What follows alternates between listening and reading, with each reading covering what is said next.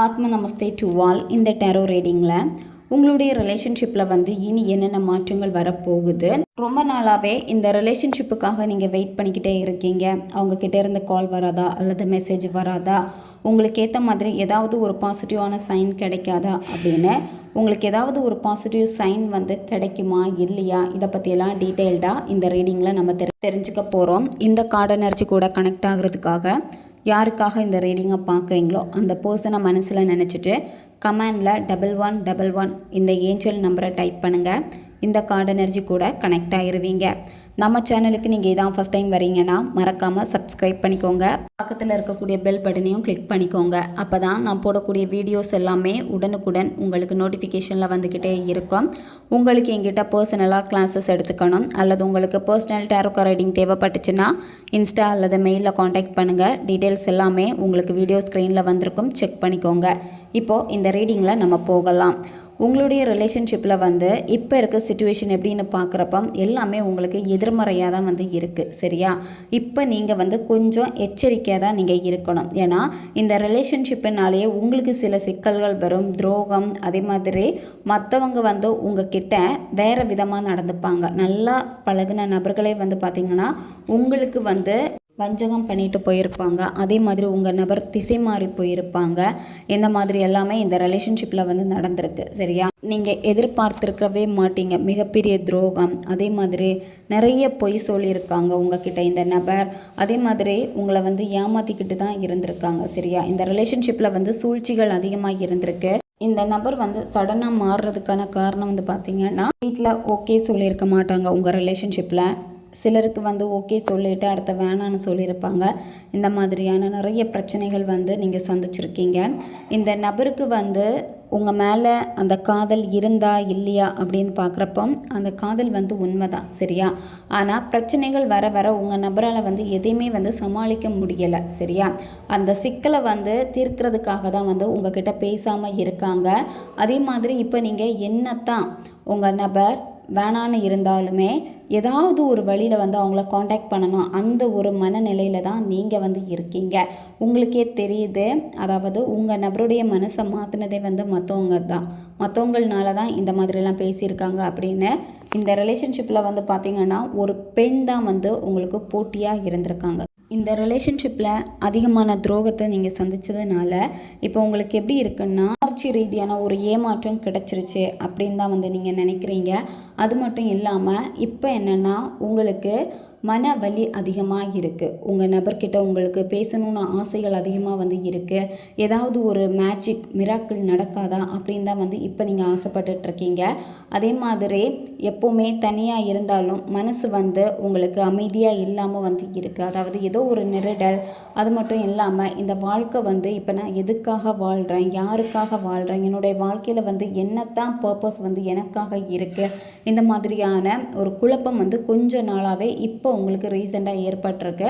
அதாவது இப்போ உங்களுக்கு ஒரு லோன்லி ஃபீல் இருக்குது. ஆனால் அது வெளியே சொல்ல முடியாமல் குழப்பங்கள், கேள்வி மேலே கேள்வி, இந்த மாதிரி தான் உங்களுக்கு ஓடிக்கிட்டே இருக்குது. நான் யாரை அதிகமாக நம்பினோ அந்த நபரே என்னை ஏமாற்றிருக்காங்க அப்படின்னு உங்கள் மனசில் ஒரு விதமான பெயின் உங்களுக்கு அதிகமாக இருந்துக்கிட்டே இருக்குது. இந்த ரிலேஷன்ஷிப்பில் என்னத்தான் உங்களுக்கு பிரச்சனை மேலே பிரச்சனைகள் ஏற்பட்டாலும் சரி, இப்போ நீங்கள் நினைக்கிறது என்னென்னா நான் லக்கியான நபர் இல்லை, நான் ஒரு அன்லக்கி, இதை தான் நீங்கள் நினச்சிக்கிட்டே இருக்கிறது. ஆனால் உங்களுக்கு இன்னும் சில நாட்கள்லேயே அதிர்ஷ்டம் உங்கள் கதவு தட்டப்போகுது. சரியா? திடீர் வாய்ப்புகள் ஏற்படும்.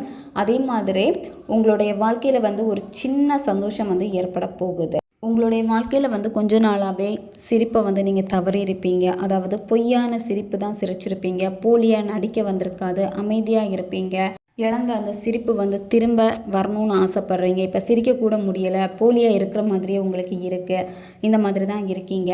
ஆனால் இன்னும் கொஞ்ச நாள் போக போக எப்படி இருக்கும்னா உங்களுடைய எண்ணங்கள் கண்டிப்பாக நேர்மறையாக மாறும். சரியா? அதே மாதிரி உங்களுக்கு ஒரு இன்ப அதிர்ச்சி சீக்கிரமாகவே காத்திருக்கு. நீங்கள் எதை எதிர்பார்த்துட்டு இருந்தீங்களோ அந்த ஒரு அதிர்ஷ்டம் உங்களுக்கு வரப்போகுது. 24 மணி நேரத்துக்குள்ளாடி ஒரு நல்ல செய்தி உங்கள் காதுக்கு கேட்க வரும். சரியா? அது உங்களுக்கு ஒரு சின்ன சந்தோஷத்தையாவது கொடுக்கும். இப்போ உங்களால் எதுக்குமே பெருசாக சந்தோஷப்பட முடியாமல் இருக்கீங்க பார்த்தீங்களா? அதே அளவுக்கு ஒரு சந்தோஷத்தை திரும்ப உங்களுக்கு கொடுக்க போகுது. என்னத்தான் இப்போ உங்களுடைய சிச்சுவேஷன் எல்லாமே ஆப்போசிட்டாக இருந்தாலுமே கண்டிப்பாக உங்களுக்கு ஒரு அதிர்ஷ்டம் காத்திருக்கு. சரியா? இந்த வீடியோ எப்போ உங்கள் கண்ணில் படுதோ இந்த வீடியோ நீங்கள் பார்த்து 24 மணி நேரத்துக்குள்ளாடி உங்கள் நபர்கிட்ட இருந்து உங்களுக்கு மெசேஜ் வரும். எப்படி வேணும்னாலும் அவங்க உங்களை காண்டாக்ட் பண்ணுவாங்க, உங்களுக்கு டைரெக்டாகவே மெசேஜ் பண்ணுவாங்க. அப்படி இல்லைன்னா உங்கள் நண்பர்களுக்கு மெசேஜ் பண்ணி உங்களை பற்றி விசாரிப்பாங்க. இந்த மாதிரியான ஒரு சின்ன தகவல் தொடர்பு ஏற்பட போகுது. இந்த நபர் ரொம்ப நாளாகவே உங்களுக்காக ஒரு சில மெசேஜை அனுப்பணும்னு நினச்சி அனுப்பாமல் இருந்திருக்காங்க. சரியா? டைப் பண்ணுவாங்க, ஆனால் அனுப்புறதுக்கு மனசு வந்திருக்காது. ஆனால் இனிமேல் அந்த மெசேஜை அனுப்புவாங்க. அவங்க மனசில் என்ன நினச்சாங்களோ சில விஷயம் உங்ககிட்ட ஓப்பனாக சொல்லணும்னு நினச்சிருப்பாங்க. ஆனால் அவங்க இது வரைக்குமே உங்ககிட்ட ஃப்ரீயாக கூட பேசியிருக்க மாட்டாங்க, மனசு விட்டு பேசியிருக்க மாட்டாங்க. ஆனால் இனிமேல் அவங்க கொடுக்கக்கூடிய ஒரு மெசேஜில் நீங்கள் அவங்கள புரிஞ்சுப்பீங்க. அதாவது உங்களுக்கான பதில் அந்த மெசேஜில் இருக்கும். இந்த ரிலேஷன்ஷிப்பை அவ்வளோ சீக்கிரமாக உங்களால் விட்டுற முடியாது. ஏன்னா இந்த ரிலேஷன்ஷிப்புக்காக நீங்கள் நீண்ட காலமாக வெயிட் பண்ணிக்கிட்டே இருக்கீங்க. அதே மாதிரி உங்களுடைய முயற்சியெல்லாம் எப்படி இருக்குன்னு பார்க்குறப்ப விடாமுயற்சியாக தான் இருக்குது. என்ன தான் இந்த நபர் இப்போ நோ கான்டாக்டில் இருந்தாலுமே திரும்ப எப்படியாவது அந்த நபரை திரும்ப உங்கள் லைஃப்பில் வர வைக்கணும். அதுக்கான போராட்டங்கள் இன்னுமே உங்ககிட்ட இருந்துக்கிட்டே தான் இருக்குது. இந்த ரிலேஷன்ஷிப்பை விட்டு உங்களால் அவ்வளோ சீக்கிரமாக வெளியே வர முடியலை. ஏன்னா இந்த நபரை நீங்கள் நேசிச்சிட்டீங்க. அதே மாதிரி நீங்கள் எப்படி எக்ஸ்பெக்ட் பண்ணீங்களோ அதே மாதிரி இந்த நபர் இருக்கிறாங்க. உங்களுக்கு பாதுகாப்பு கொடுத்துருக்காங்க. அதே மாதிரி உங்களை தாங்கி எல்லா விஷயத்துக்கும் அந்த அளவுக்கு உங்களை கேர் பண்ணனால இப்போ என்னென்னா இந்த ரிலேஷன்ஷிப்பில் நீங்கள் உறுதியாக இருக்கீங்க. என்னத்தான் வேணான்னு சில நேரம் கோபம் இருந்தாலும் நீங்கள் இப்போ எப்படி இருக்கீங்கன்னா இந்த நபருக்காக தான் நீங்கள் இருக்கீங்க. இப்போ காலையில் நீங்கள் வேலை செய்கிறீங்கன்னா கூட மற்ற வேலைகளில் எல்லாமே இந்த நபரை பற்றி தான் நீங்கள் நினைக்கிறீங்க. இப்போ இந்த ரிலேஷன்ஷிப்பில் நீங்கள் தான் அதிகமான அர்ப்பணிப்பை காமிச்சிருக்கீங்க. அதே மாதிரி திரும்ப இந்த ரிலேஷன்ஷிப்பில் நீங்கள் தான் ரொம்ப அடிக்ட் ஆகிக்கிட்டே இருக்கீங்க. ரிலேஷன்ஷிப்பில் ஏற்பட்ட துரோகத்தை உங்களால் தாங்கிக்க முடியலை. அதே மாதிரி நீங்கள் நினச்ச மாதிரி இந்த ரிலேஷன்ஷிப் இல்லாமல் எல்லாமே மாறி இருக்கு. அந்த மாற்றத்தை எதிர்த்துருக்கீங்க, சண்டை போட்டிருக்கீங்க. நீங்களும் இப்போ தேக்க நிலையில் தான் இருக்கீங்க. கொஞ்ச நாள் ரொம்ப ஹாப்பியாக இருந்தீங்க, எல்லாமே கிடைக்கும்னா. ஆனால் இப்போ கொஞ்ச நாளாகவே எப்படின்னா ஒரு தேக்க நிலையிலே இருக்கீங்க. அதாவது உங்களுடைய பர்சனுடைய ஞாபகங்கள் உங்களுக்கு அதிகமாகிறப்போ ரொம்பவே லோன்லியாக ஃபீல் பண்ணுறீங்க. அதே மாதிரி மனசில் சொல்ல முடியாத பாரம் அதை நீங்கள் சுமந்துக்கிட்டே இருக்கீங்க. இது உங்களுக்கு இப்போ வந்தது கிடையாது, ரொம்ப நாளாகவே இருக்குது. எப்போ இந்த ரிலேஷன்ஷிப்பை பிரேக்கப் ஆச்சோ, எப்போ நீங்கள் பேசாமல் இருக்கீங்களோ, இந்த நபர் உங்களுக்கு இல்லை, இந்த நபர் விலகுறாங்கன்னு தெரிஞ்சிச்சோ அப்பத்தில் இருந்தே மனசில் ஒரு விதமான பாரம் உங்களுக்கு இருந்துக்கிட்டே இருக்குது. இந்த நபர் அவங்க ஃபேமிலிக்காக தான் உங்களை வேணான்னு சொல்லியிருக்காங்க. சரியா? அதாவது எல்லாமே ஓகே ஆகிட்டு அதுக்கப்புறம் ஃபேமிலி சிச்சுவேஷன்னால தான் வேணான்னு சொல்லியிருக்காங்க.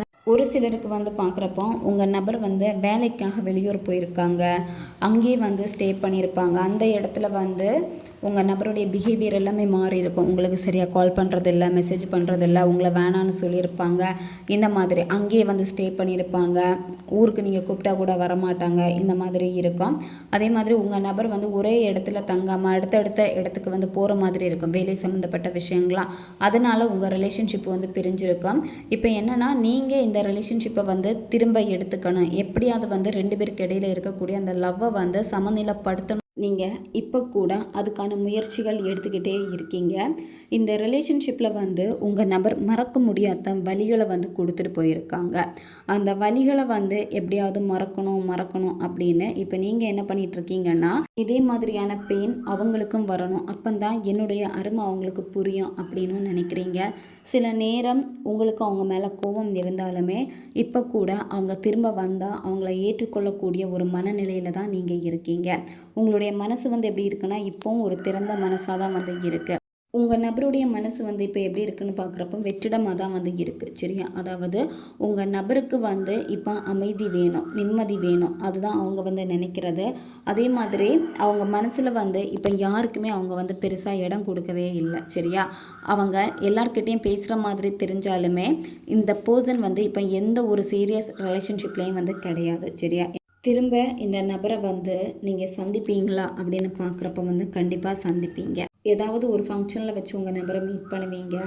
அந்த இடத்துல வந்து கண்டிப்பாக வந்து உங்கள் நபர் வந்து முகம் கொடுத்து பேசுவாங்க சரியா.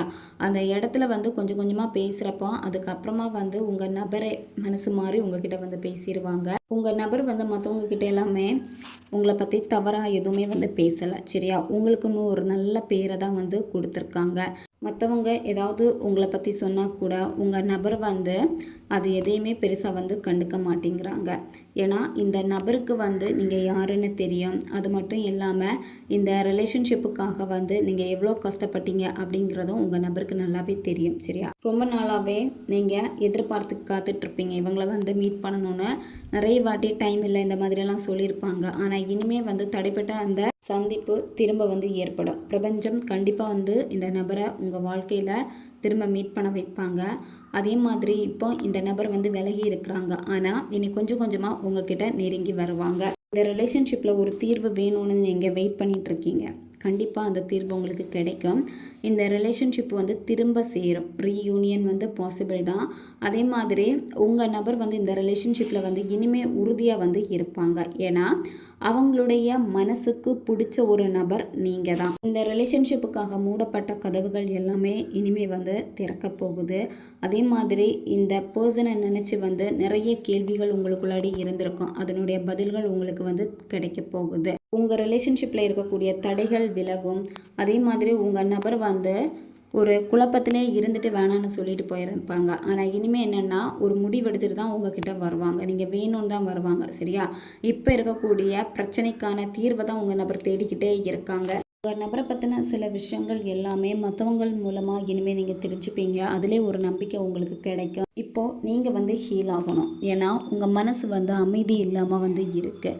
நீங்கள் இயற்கை கிட்ட வந்து பேசுங்க, பிரபஞ்சத்துக்கிட்ட பேசுங்க. உங்கள் மனசில் இருக்கக்கூடிய விஷயங்கள் எல்லாத்தையுமே வந்து பிரபஞ்சத்துக்கிட்ட நீங்கள் பேசுங்க. கண்டிப்பாக பிரபஞ்சம் உங்களுக்கான ஒரு சொல்யூஷனை வச்சுருக்காங்க. இந்த ரிலேஷன்ஷிப்பில் இருந்த இருள் எல்லாமே மாறி கொஞ்சம் கொஞ்சமாக உங்கள் வாழ்க்கையில் வந்து ஒரு வெளிச்சம் கிடைக்க போகுது சரியா. நீங்கள் நம்பிக்கை விடவே வேண்டாம். அவுட்கம் எல்லாம் பார்க்குறப்ப வந்து ரொம்பவே நல்லா தான் இருக்குது. இனிமேல் உங்களுக்கு சக்ஸஸ் தான். நீங்களும் உங்கள் நபரும் சேர்ந்து ஒரு வாழ்க்கையை வந்து வாழணும்னு ஆசைப்பட்டீங்க பார்த்தீங்களா. அதுக்கான முதல் படியை வந்து இனிமேல் நீங்கள் 2 பேரும் சேர்ந்து எடுத்து வைக்க போகிறீங்க. ஓகே காய்ஸ், இதுதான் இந்த ரீடிங். இது வந்து ஜென்ரல் ரீடிங் தான். பொருந்தக்கூடிய விஷயங்களை எடுத்துக்கோங்க, மற்றதை விட்டுருங்க. உங்களுக்கு பர்சனல் டேரோக்கா ரீடிங் தேவைப்பட்டுச்சுன்னா இன்ஸ்டா அல்லது மெயிலில் காண்டாக்ட் பண்ணுங்கள். அடுத்த ஒரு வீடியோ பதிவில் சந்திக்கலாம். நன்றி.